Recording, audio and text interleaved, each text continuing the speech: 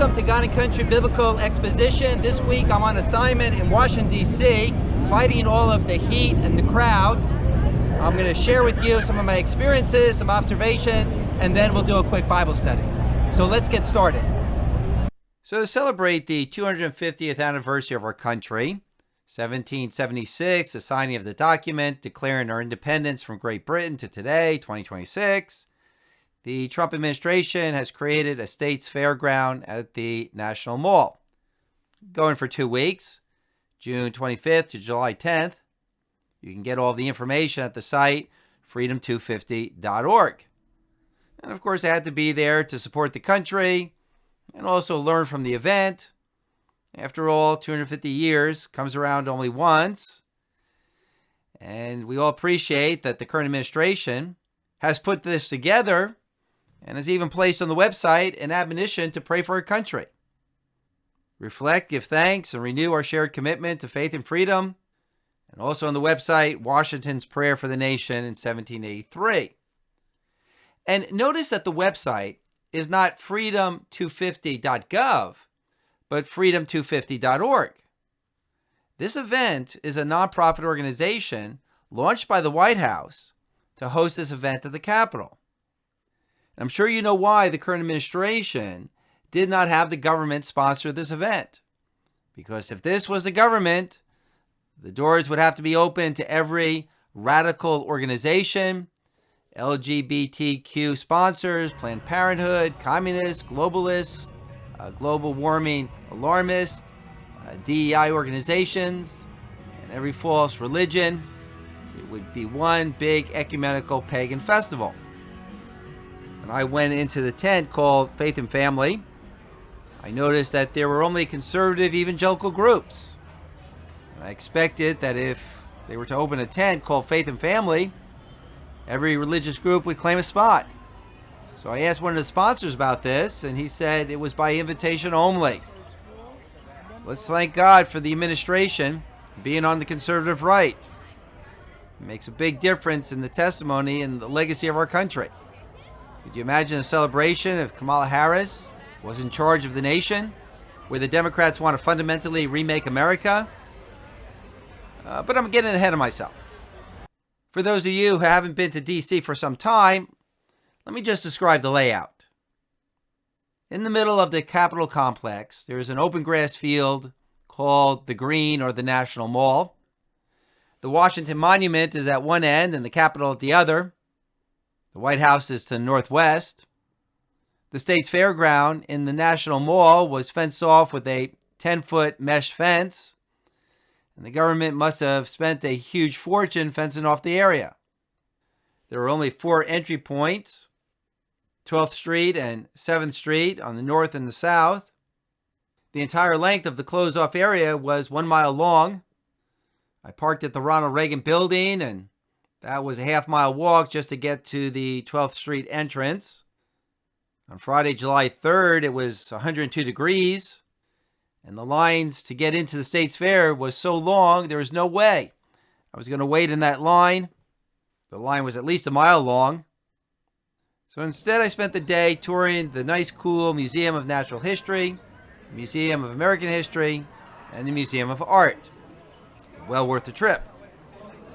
But still, there was a lot of walking because of road and sidewalk closures. I estimated that I walked 15 miles my first day and 10 miles my second day. On Friday afternoon at 1 p.m., they closed down the fair and sent everyone out because it was so hot. There were quite a few medical episodes, but they opened it up again after 5 p.m., only to again put people in lines waiting to get in. And that made for a worse health hazard than if the people were allowed to stay in the fair, because there are plenty of trees to sit under and air-conditioned tents, than to have them leave and then wait in line to come back in again. The next day, because of the heat, they didn't open the fair until 12 p.m. rather than scheduled 10 p.m., which made it worse because now people were in line during the heat of the day. What were they thinking? In the morning of July 4th at 10 p.m., there was supposed to be a reading of the Declaration of Independence at the National Archives building. But last minute, they moved it indoors because they said it was too hot.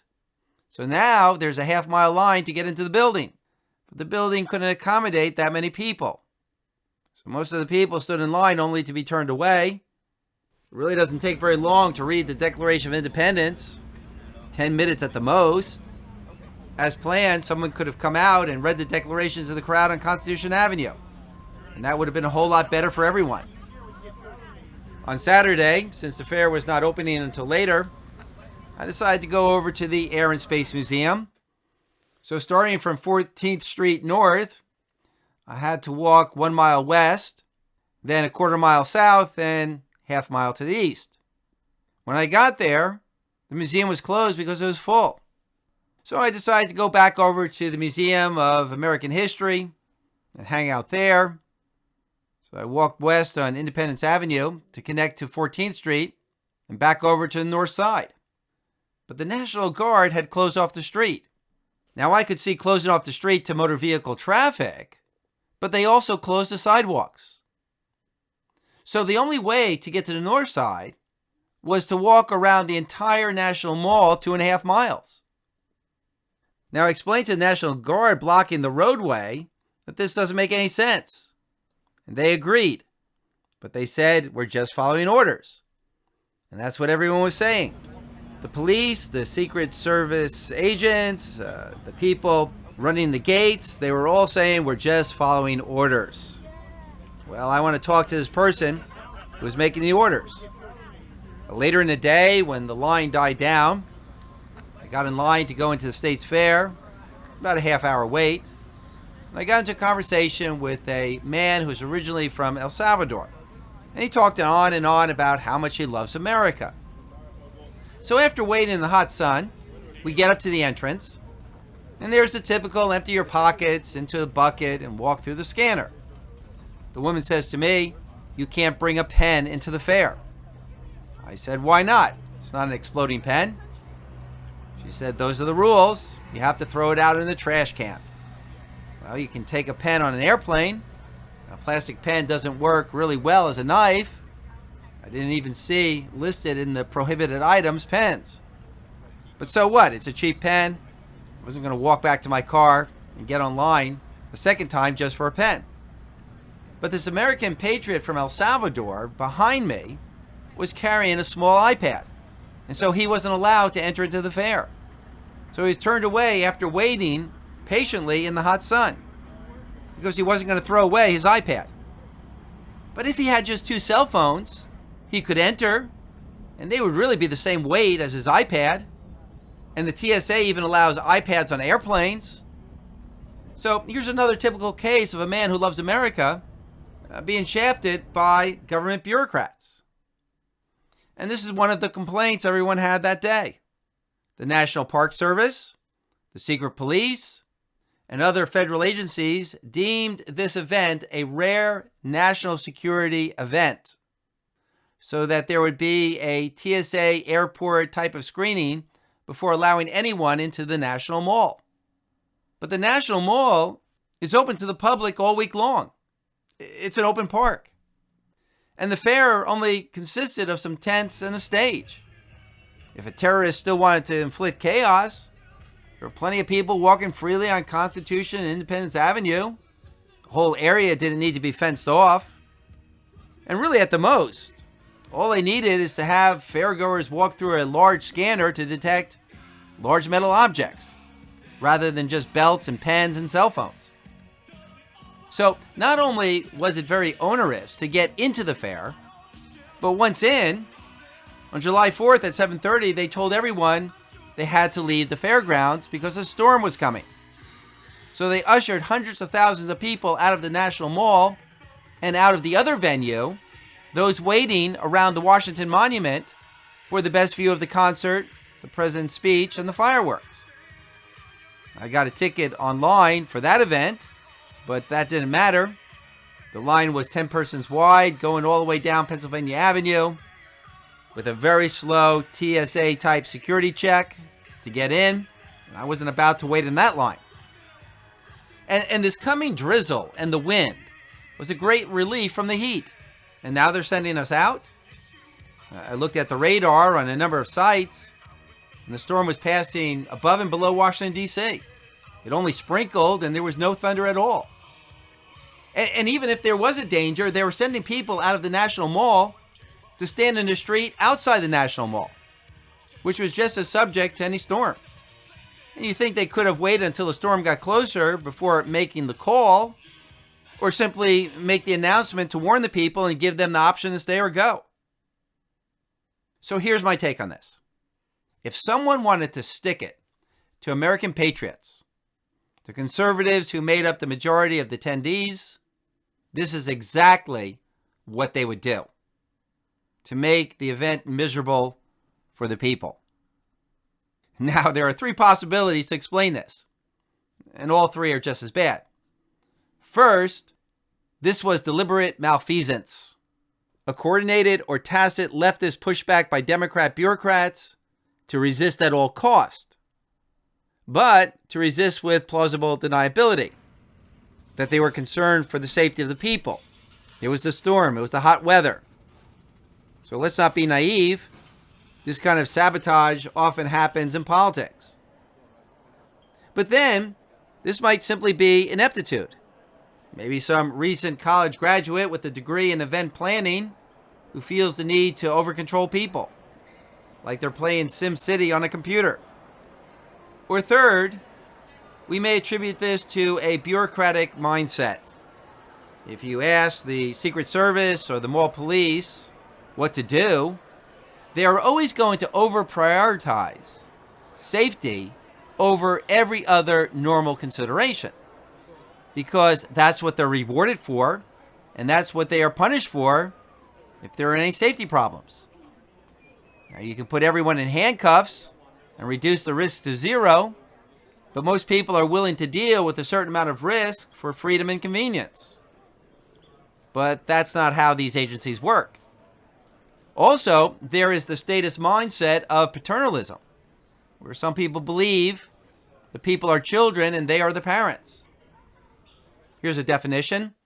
Paternalism is the policy or practice of interfering with a person's or a group's liberty or autonomy, justified by the claim that the person interfering is acting in the subject's own good.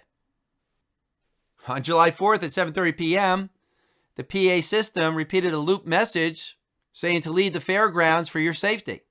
And it sounded like something coming from a dystopian Orwellian future. So we just need to be aware of this sinful paternalism attitude, because we need to point it out when we see it, in ourselves or in others. This reminds me of C.S. Lewis's Screwtape Letters, where the demons tempt people to be do-gooders under the pretext of being unselfish, when all along it's really about the person wanting control and wanting to feel important and useful.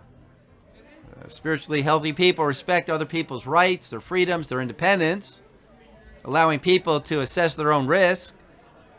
But then there are the spiritually unhealthy people, the statists, who want to control others and then justify it to themselves and to others by claiming to be caring about other people's well-being. And it's even better if you can get a paycheck from the government to be this kind of a busybody. Anyway, Hanlon's razor is never a tribute to malice, that which adequately can be explained by stupidity. But given that mankind has a sinful bent, even stupidity will go in the direction of sin and malice, even if unconsciously. The reason ignorant people make life harder on others is because they have a sinful bent. You want a verse for that? Luke 11:46.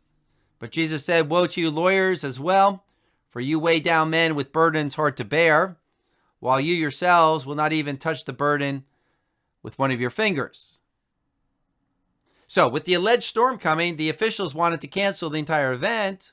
But once President Trump got word of what was happening, he personally overruled their plans, and he told them to open up the doors to the mall and the Washington Monument.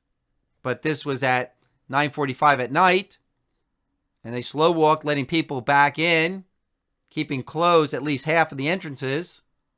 So most of the people had to watch from nearby sidewalks and roads. So my big takeaway from this event So this is just another example of the scourge of bureaucratic statism. Yes, there were many good patriots in attendance, but again, they were being abused by the system, being abused by the same people we declared independence from 250 years ago. They still exist. Like King George of England said about the colonists, that these rebellious children will regret the hour they cast off obedience to his control. Another takeaway from the event is that the people in attendance tended to have a Christian orientation, at the very least theistic. These people are the salt of our nation, preserving its basic Christian heritage. And patriotism for America's founded only comes from people with a Christian worldview. Patriotism is a virtue of godliness because only Christians honor the state as an institution established by God. It's not blind patriotism or racist nationalism, though that can always be found in some people. But for the true Christian, it's a respect and thankfulness for what God has wrought in the establishment of this nation. Now, what was discouraging is that with the faith comes wolves in sheep's clothing.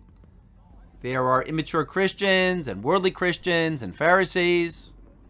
Outside the mall, the Seventh-day Adventists were passing out their books as usual.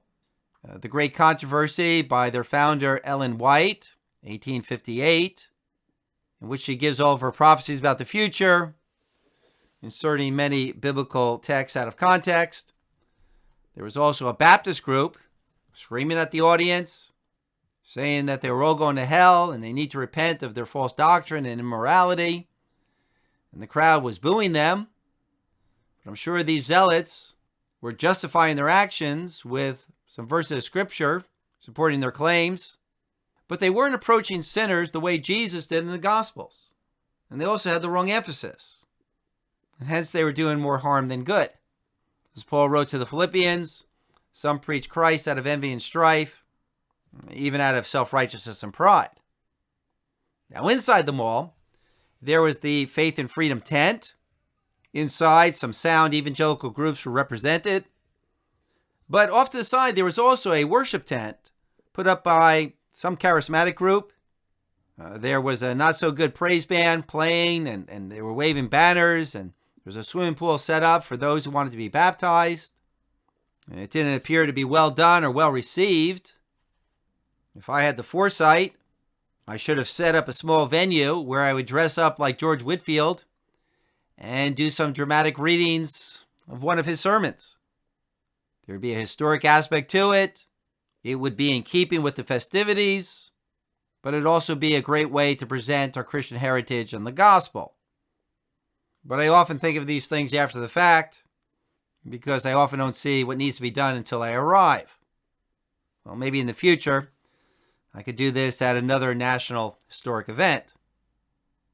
Finally, another lesson is the left's opposition to this event. And I'm sure you've read many of the stories. Some states didn't even set up booths representing their states because they oppose the Republicans and Trump. And they didn't want to participate in anything done by the current administration. Again, the motto is resist at all costs.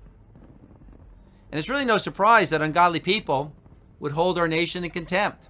We see this clearly in Romans chapter 1, that the nature of the unsaved is to be ungrateful and unthankful. So what we're seeing in the left's contempt for the 250th celebration of America is just an outgrowth of this lost condition. As is often said, rather than seeing the glass as half full, they see it half empty. And they look for all of the faults, real or perceived. And they want to frame American history through the lens of colonialism and oppression and victimhood, all the while ignoring stories of American achievement. Yet these people live in the most wealthy, the most fair, the most free, the most just society that has ever existed on planet Earth. And yet these people complain as if they're living in Nigeria or Somalia. But this is the nature of bitter, envious, hateful people. Now, the most visible manifestation of this hatred are the recent stories of radicals who tried to destroy the renovated reflecting pool, throwing in fertilizer so algae would grow, ripping out pieces of the liner. George Stephanopoulos with ABC was interviewing the Secretary of Interior, Doug Burgum and Stephanopoulos repeatedly claimed that the renovations were a failure and denied that the Trump administration had fixed anything. All the while, Stephanopoulos ignored the vandalism and destruction of the pool's lining. So Burgum had to correct this narrative that the media was pushing. Quote, let's put this all in context. Under President Trump's leadership, in Washington, D.C., we fixed 48 monuments, 22 fountains that hadn't had water going for years. We eliminated 1,000 graffiti sites. All of these things have been going on across the city, and you know everyone that lives in Washington, D.C. says the place has never looked better. Trump spent $15 million to fix the reflecting pool, and it's repaired. Barack Obama spent $34 million to do the same thing, and it was never repaired. Unquote. Now let's do a Bible study. There was a time in Israel's history where the ungodly wanted to prevent a national holiday and celebration. The Passover in the spring was to be the beginning of days for the nation of Israel. This nation God himself established to represent himself to the world. Exodus chapter 12, this month shall be the beginning of months for you. It is to be the first month of the year to you. Deuteronomy 16, observe the month Abib and celebrate the Passover to the Lord your God. For in the month Abib, the Lord your God brought you out of Egypt by night. And the history of Israel was dated from that moment, as in 1 Kings chapter 6, verse 1. The temple was dated as being built 480 years after the Exodus. Now there are 3 holy days, holy weeks, in which all of the Israelites were to come to Jerusalem. Exodus 23:17, 3 times a year, your male shall appear before the Lord your God.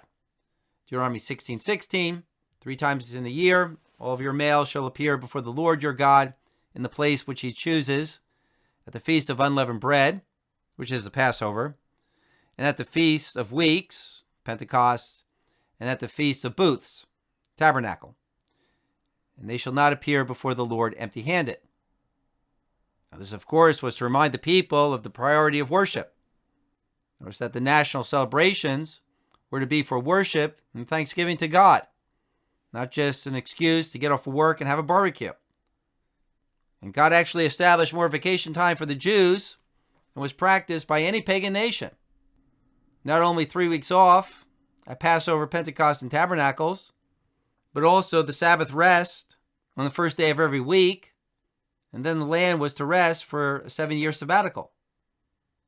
Well, wouldn't that produce laziness and poverty? No, because God told the people if they put him first, he would bless and protect them. That is, if they took the time to obey his holy days and Sabbaths. Exodus 34, no man shall covet your land when you go up 3 times a year to appear before the Lord your God. Leviticus 25, then I will also order my blessing for you in the 6th year, that it will bring forth crops for 3 years. And so what we see here is that maintaining godly values in a country are worth every sacrifice and expense. Because if a people lose their godly values, their wealth and productivity will collapse. Wealth is, first of all, a function of godly character, not the amount of time you can put into it. Anyway, there is another purpose in these annual gatherings in Jerusalem. It was to keep the people unified. It gave them a sense of brotherhood and national unity. So it was important that the people got together to celebrate God and the nation. But when the unprincipled, ungodly political leader Jeroboam split the kingdom of Israel into northern Israel and southern Israel, the first thing he did was cancel people going to Jerusalem to celebrate. He couldn't allow people to celebrate their history if he was going to fundamentally remake the nation. 1 Kings 12. Then Jeroboam built Shechem in the hill country of Ephraim and lived there. And he went out from there and built Penuel. And Jeroboam said in his heart, now the kingdom will return to the house of David. If this people go up to sacrifice in the house of the Lord at Jerusalem, then the hearts of the people will return to their Lord, even to Rehoboam, king of Judah, and they will kill me and return to Rehoboam, king of Judah. So the king consulted and made 2 golden calves, and he said to them, it is too much for you to go up to Jerusalem. Behold your gods, O Israel, that brought you up from the land of Egypt. And he set one in Bethel and the other he put in Dan. Now this thing became a sin, for the people went to worship before the one as far as Dan. And he made houses on high places, and made priests from all of the people who were not of the sons of Levi. Jeroboam instituted a feast in the 8th month on the 15th day of the month, like the feast which is in Judah. And he went up to the altar. Thus he did in Bethel, sacrificing to the calves which he had made. And he stationed in Bethel the priests of the high places which he had made. Then he went up to the altar which he had made in Bethel on the 15th day of the 8th month, even in the month which he had devised in his own heart. And he instituted a feast for the sons of Israel, and went up to the altar to burn incense. Unquote. So notice that his objective is his own power, to establish a rival kingdom to the one God established.